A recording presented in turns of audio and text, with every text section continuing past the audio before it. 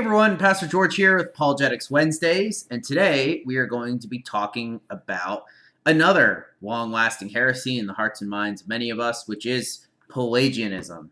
Now, Pelagianism was founded by a guy named Pelagius, who was a bishop in the 4th century, a thinker in the 4th century. I think he was a bishop. He was important. I know that. I think he was, but I can't remember.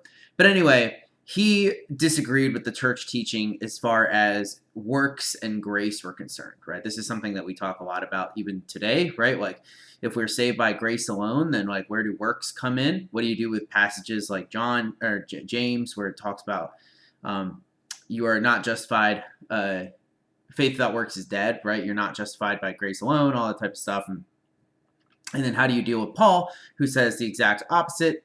And like, how do you read these two things in tandem? And so basically the church teaching is that no, you're saved by grace through faith, but works are fruit of that, right? And they should be followed. Well, Pelagius didn't like that, and he would look at passages like James and passages from Deuteronomy and stuff like that to show that works mattered a lot, right?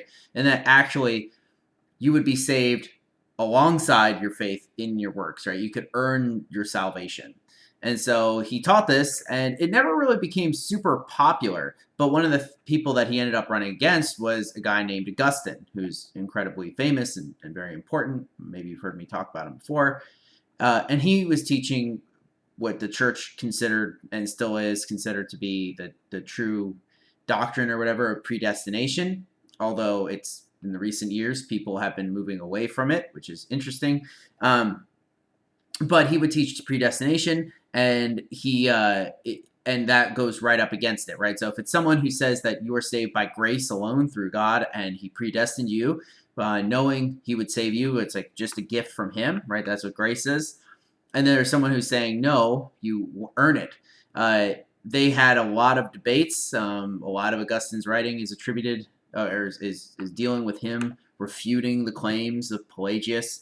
And eventually the church decided to side with Augustine, right? They had a council, and Pelagius was condemned as a heretic, and he was sent away.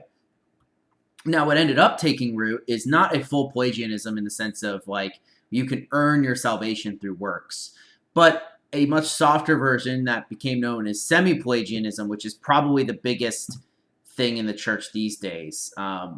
Whether or not you consider it a full heresy, or whether even you consider Pelagianism full heresy is up to debate for a lot of people. But semi-Pelagianism says it's conjunction of faith and works, right? You are saved by faith, but you still have to work in order to prove it, while a more traditional Orthodox position would be you're saved by grace alone, and maybe and your work should flow out of that, but you're not going to be saved by your works, right? And so that's what's kind of become very normal. And that's kind of what's the running game and running understanding of salvation. They would hate me saying this, but I think in actuality it's true. In churches like the Catholic Church or in the Orthodox Church, a lot of the old school, more high church traditions like Anglicanism, they all kind of, Episcopalianism, push towards that thinking. And so that's kind of, it's still around in the church, but whether or not it's as evil or as whatever heretical as it was once before is obviously up to debate, considering a lot of Christians believe that type of thing. I do not. I think that we are saved by grace alone. So, God's giving us free things out of his will, but that's usually the more orthodox position. And so still talk about it with people even today.